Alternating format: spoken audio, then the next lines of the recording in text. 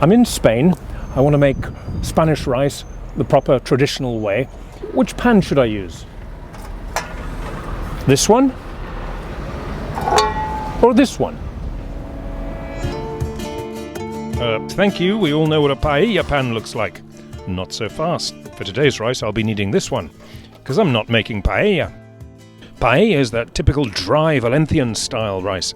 I'm making a loose, soupy rice, Arroz meloso, literally honey-textured rice. Thousands of versions of which you'll find on lunchtime menus all over the country.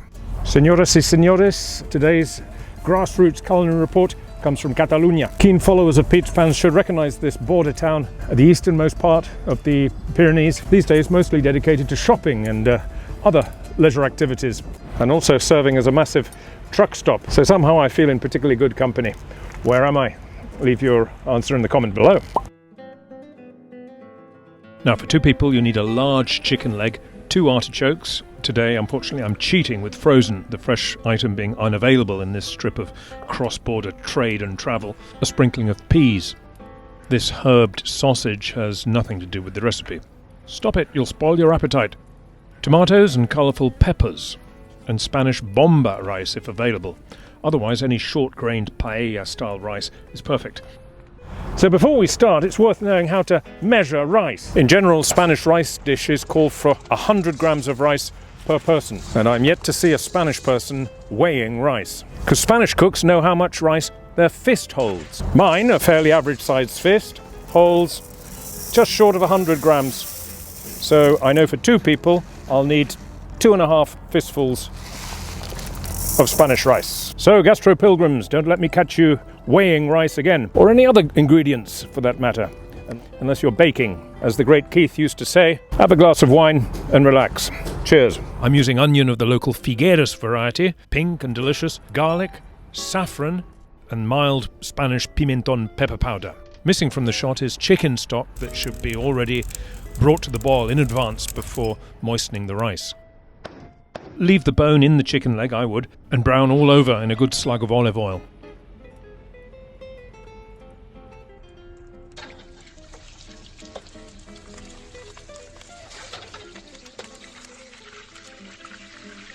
Remove.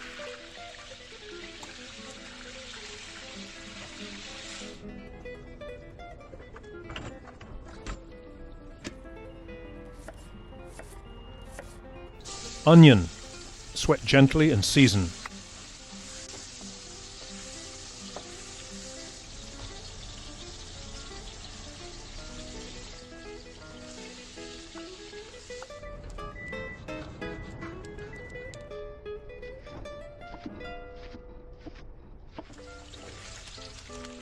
Add the peppers and keep cooking gently for a good 15 minutes.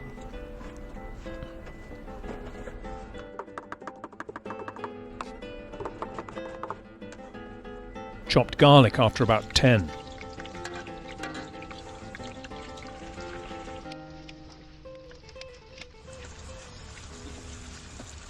Artichokes in and stirred for a couple of minutes.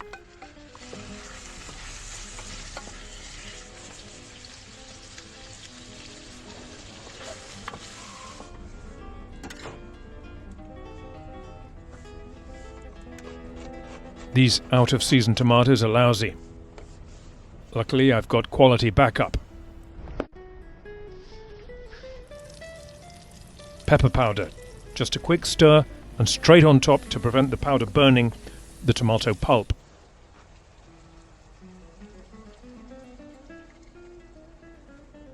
Once the tomato has reduced right down and become thick and jammy, forming the typical Catalan flavorful vegetable base called sofregit. Patience and vigilance required. The chicken is returned and stirred around to coat with the sofregit.